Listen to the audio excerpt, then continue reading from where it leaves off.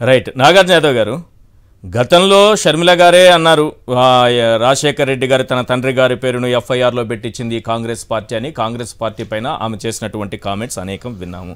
సరే, ఇప్పుడేదో మనసు మార్చుకున్నారు, అప్పుడేదో జరిగిపోయింది, ఇప్పుడు మనసు మార్చుకున్నారు. సరే, విభజించు పాలించు పాలిటిక్స్లో తాను ఒక పావుగా మారారు. కాంగ్రెస్ పార్టీ తరఫున ఈరోజు రాష్ట్రంలో తిరుగుతున్నారు. వినిపిస్తోందా మీకు నాగార్జున గారు? వినిపిస్తుందండి. అయితే మీరు ఇంకోటి వినాలి, అందుకు చెప్తున్నా. ఇక్కడ జరిగిపోయింది వేరు. తాను పిసిసి బాధ్యతలు తీసుకున్న తరువాత ఒక ఛానల్ రేవంత్ రెడ్డితో, తెలంగాణ ముఖ్యమంత్రి రేవంత్ రెడ్డితో ఇంటర్వ్యూ చేస్తూ వాళ్ళు మాట్లాడినటువంటి మాటలు ఈరోజు షర్మిల గారు వినాలి. విని దీనికి ఆమె ఆన్సర్ చేయాలి. వచ్చినప్పుడు 148 కదా నెంబర్ గేము, ఆయనకు వచ్చింది 153 కదా. రెండోసారి వచ్చినప్పుడు ఎంత వచ్చింది? అంతే కదా. అప్పుడెంత మార్చింది? అప్పటికే ఆయన ప్లాన్ చేశారు కదా. ఇప్పుడు ఆయన చనిపోవడానికి ముందు తెలుగుదేశం నుంచి కొంతమందిని, టిఆర్ఎస్ నుంచి కొంతమందిని అంతా స్కెచ్ చేసుకునే కదా వేసుకున్నాడు. కానీ ప్రకృతి అనేది రకరకాల కారణాలకు దారి తీస్తుంది కదా. ప్రకృతి ఒప్పుకోదు. ఇక్కడ అంశం ఏంటంటే 2 అంశాలు ఉన్నాయి సార్. ఒకటి, 2009లో రాజశేఖర రెడ్డి గారికి బొటాబెట్టి మెజారిటీ వచ్చింది.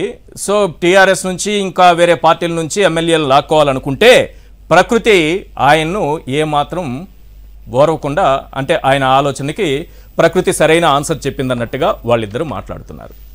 పాయింట్ నెంబర్ 1, నిజంగా ప్రకృతి అలా చేస్తే తీసుకోవాలన్న ఆలోచన వచ్చినప్పుడే మరి చంద్రబాబు 2014లో వైఎస్ఆర్సీపీ నుంచి 23 మందిని తీసుకుంటే ఈ ప్రకృతి నిద్రపోతోందా? నిన్న బీఆర్ఎస్ నుంచి 4 ఎమ్మెల్యేలు వచ్చి రేవంత్ రెడ్డి గారిని కలిశారు. మరి ప్రకృతి ఎప్పుడు ఆన్సర్ చెప్తుంది? ఏం ఆన్సర్ చెప్తుంది? ఈ ప్రకృతి ఆన్సర్ చెప్తుందా? చంద్రబాబు విషయంలో ప్రకృతి నిద్రపోయిందా?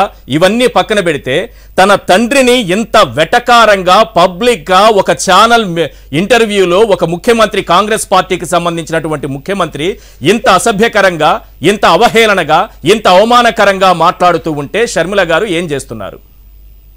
ఎప్పుడో ఎఫ్ఐఆర్లో పెట్టింది కాదు, ఇప్పుడు మాట్లాడుతున్నారు వాళ్ళు. ముందుగా ప్యానెల్లో ఉన్నటువంటి పెద్దలందరికీ నా నమస్కారాలండి.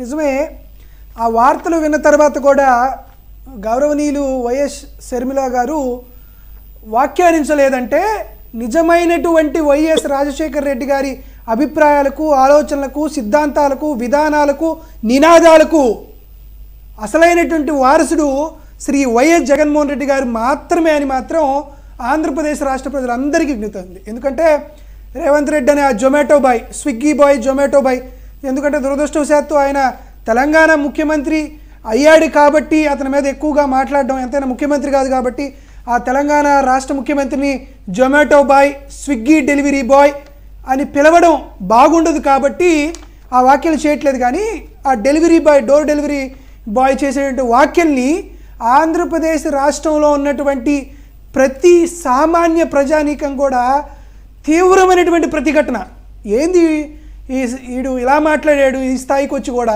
అని. ఇప్పుడు ప్రశ్నించాల్సింది రేవంత్ రెడ్డినా లేకపోతే షర్మిలానా? ఆ వ్యాఖ్యలు, ఈ అంశం పైన ప్రశ్నించాల్సింది, నిలదీయాల్సింది ఎవరిని? అదే కదండి.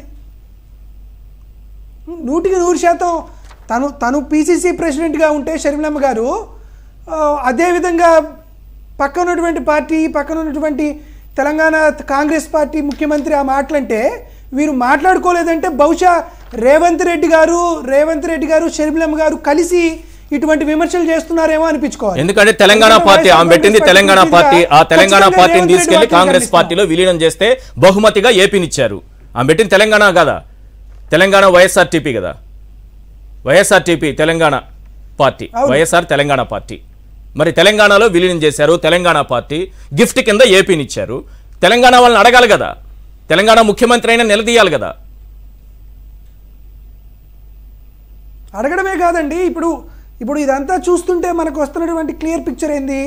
ఇదిగోండి, చంద్రబాబు నాయుడు గారు రేవంత్ రెడ్డి గారికి ఏదో ఒక గిఫ్ట్ అందజేస్తే రిటర్న్ గిఫ్ట్గా షర్మిలమ్మ రూపంలో రేవంత్ రెడ్డి గారే షర్మిలమ్మని చంద్రబాబు నాయుడు గారి దగ్గరికి పంపించారేమో అన్నట్టు ఒక క్లియర్ పిక్చర్ కనపడుతూ ఉంది. ఎందుకంటే వైఎస్ రాజశేఖర రెడ్డి లాంటి మహానాయకుడు ప్రజా పరిపాలనలో ప్రజల దగ్గరికి వెళ్ళాలనేటువంటి ఒక గొప్ప తలంపుతో ఆశాంతం ప్రజలతోనే ప్రభుత్వం ముందుకు వెళ్ళాలనే ఉద్దేశంతో ఆయన ప్రజల దగ్గరికి వెళ్తూ పరమపదిస్తే ఆయన్ని ప్రకృతి రూపంలో ప్రకృతి ఆయనకి సహకరించలేదు. ప్రకృతి ఎందుకు 2014లో ఎందుకు నిద్రపోయింది? ఈ జొమాటో బాయ్ ఇటువంటి వ్యాఖ్యలే చేశాడు. ప్రజాస్వామ్యం కూని అయితే ప్రకృతి ఎందుకు నిద్రపోయింది? రెడ్డి మీద కనీసం షర్మిలమ్మ ఒక వాక్య కూడా చేయకపోవడం, ఖచ్చితంగా వాళ్ళందరూ కలిసి గతంలో గోబెల్స్ ప్రచారం అని ఎట్లా ఉంటుందో, గోబెల్స్ అనే మంత్రి దగ్గర ప్రచారం చేసేటువంటి తాతాపాదులు ఎలా ఉంటారో ఇప్పుడు బాబెల్స్ అంటే చంద్రబాబు నాయుడు గారిని బాబెల్స్ అని ప్రచారం చేస్తే రేవంత్ రెడ్డి, షర్మిలమ్మ వీరందరూ ఎందుకు ఈ బాబెల్స్ ప్రచారానికి పూనుకున్నారనేది షర్మిలమ్మ చెప్పాల్సింది ఖచ్చితంగా. ఈ వాక్య షర్మిలమ్మ గారు రేవంత్ రెడ్డి మా నాయకుడిని, మా అందరికీ కావాల్సినటువంటి వ్యక్తిని, మహానేతని, ఉమ్మడి తెలుగు రాష్ట్రాల్లోనే కాదు భారతదేశంలోనే సంక్షేమానికి కేర్ ఆఫ్ అడ్డర్గా నిలిచినటువంటి మహానేత వైఎస్ రాజశేఖర రెడ్డి పైన, ఆయన మరణం పైన ఉచ్చా నీచం లేకుండా రేవంత్ రెడ్డి లాంటి ఒక జొమాటో స్విగ్గీ బాయ్ వ్యాఖ్యలు చేస్తే మాట్లాడడానికి కూడా నోరెందుకు పడిపోయింది షర్మిలమ్మ అని ఈ రాష్ట్రంలో ఉన్నటువంటి 2 రాష్ట్రాల్లో ఉన్నటువంటి ప్రజలందరూ అడుగుతున్నారు. మరి ఎందుకు ఆవిడ ఇటువంటి వ్యాఖ్యలు చేస్తుందో, అటువంటి వ్యాఖ్యలకు ఆవిడ సమర్థిస్తూ ఇంకా ఆ పార్టీ అధ్యక్షురాలు ఎలా అయిందో అనేది ఆవిడ విజ్ఞతకే వదిలేస్తున్నాం. దాంతోపాటు రెండో పాయింట్, షర్మిలమ్మ గారు ఒక మాట చెప్పారు. ఏమని చెప్తున్నారు ఆవిడ? ఆంధ్రప్రదేశ్ రాష్ట్రంలో అభివృద్ధి ఏం జరిగిందా అనేది నేను చూపించండి, నేను వస్తాను అని చెప్తాను. షర్మిలమ్మ గారికి ఓపెన్ ఛాలెంజ్ చెప్తున్నా. ఈ ఆంధ్రప్రదేశ్ రాష్ట్రంలో 44,512 ప్రభుత్వ పాఠశాలలు ఉన్నాయి. దీంట్లో మొదటి ఫేజ్లో 15,715 స్కూల్స్ నాడు నేడు ద్వారా మార్చాం. సెకండ్ ఫేజ్లో 22,221 స్కూల్స్ని మారుస్తున్నాం. షర్మిలమ్మ గారికి ఓపెన్ ఛాలెంజ్. ఈ 15,020 సుమారుగా ఈ 38,000 పాఠశాలల్ని ఏ రోజైనా ఎక్కడైనా any day, any centre, any district, any village single 37,500 పాఠశాలలు చూపించడానికి ఆంధ్రప్రదేశ్ రాష్ట్ర ప్రభుత్వం, వైఎస్ఆర్ కాంగ్రెస్ పార్టీ సిద్ధంగా ఉంది. ఇది జగన్మోహన్ రెడ్డి గారు చేసిన అభివృద్ధి. ప్రతి ఊరు మార్చాం, ప్రతి బడి మార్చాం, ప్రతి పథకాన్ని మార్చాం, ప్రతి మహిళ యొక్క జీవితాన్ని మార్చాం. నిజంగా జగన్మోహన్ రెడ్డి గారి చెల్లెల జీవితాన్ని మార్చాడు. ఎందుకు మార్చారంటే 1,02,781 డ్వాక్రా మహిళలకి సంబంధించినటువంటి రుణమాఫీని 4 విడతల్లో ఇస్తామని చెప్పాం. 4 విడతల్లో సుమారుగా 26,000 కోట్ల రూపాయల రుణమాఫీ చేసినటువంటి ఘనత జగన్మోహన్ రెడ్డి గారికి దక్కింది. ఇది జగన్మోహన్ రెడ్డి గారు మహిళలకి, జగన్మోహన్ రెడ్డి గారు తను చెల్లిగా భావించినటువంటి డ్వాక్రా మహిళలకు ఇచ్చినటువంటి శక్తి, ఇచ్చినటువంటి సహాయం, ఇచ్చినటువంటి గౌరవం. మీలాంటి వాళ్ళు దురదృష్టవశాత్తు మీలాంటి వాళ్ళు చంద్రబాబు నాయుడు గారి వల్లనో లేకపోతే రాహుల్ గాంధీ వల్లనో అలాంటి జొమాటో స్విగ్గీ బాయ్ అయినటువంటి రేవంత్ రెడ్డి ట్రాప్లోనో పడి ఇటువంటి విమర్శలు చేయడం వల్ల తెలుగు ప్రజలు మిమ్మల్ని సహించరు. వైఎస్ రాజశేఖర రెడ్డి గారి అభిమానుల ముందు, వారిని ఆరాధించే ప్రజల ముందు మీరు దోషిగా నిలబడేటువంటి రోజులు వస్తున్నాయి. కాబట్టి షర్మిలమ్మ గారు మీకు మరొకసారి విజ్ఞప్తి చేస్తున్నాం, మరొకసారి సవాల్ విసురుతున్నాం. 35,000కు పైగా పాఠశాలలో జగన్మోహన్ రెడ్డి గారు చేసినటువంటి మార్పుని, అభివృద్ధిని మీకు చూపిస్తాం. నిజంగా ఎల్లో